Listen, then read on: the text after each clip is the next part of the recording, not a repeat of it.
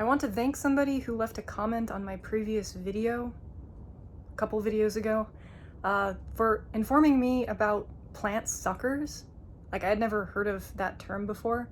Apparently, you can trim off these extra shoots that come off of some plants and stick them in water, and they will grow their own root systems, which you can then replant in soil and get an entirely new, another plant. So you can kind of keep one plant alive perpetually, it seems like, which I really would like to do with chocolate sprinkles, my tomato plant, because I love my tomato plant. It's like my child now. So I guess anywhere where there's like a junction with two branches, and there's like a little nugget coming up out of the middle of them, that's the thing that I'm looking for right now. I'm trying to trace the vines that specifically go back to chocolate sprinkles, which is this plant in the yellow trellis.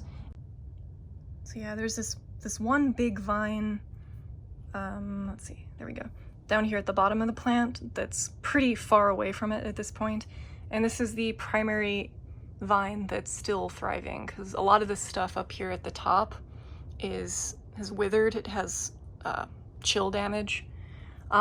There are a bunch of lively pieces that again are growing out towards Heaty over here. Hi baby, you're doing so well. Ah, like this. That looks like what I saw on the internet. That's definitely a sucker candidate right there.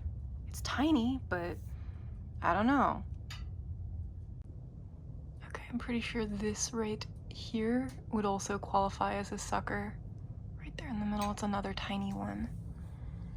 I don't know how large they need to get before you can plant them, but I'm gonna probably run inside and do a bit more research and figure out if there's like an optimal like amount of growth. I think that's also a sucker right there. Okay, so there's a bunch. That's good. That's good. That's good.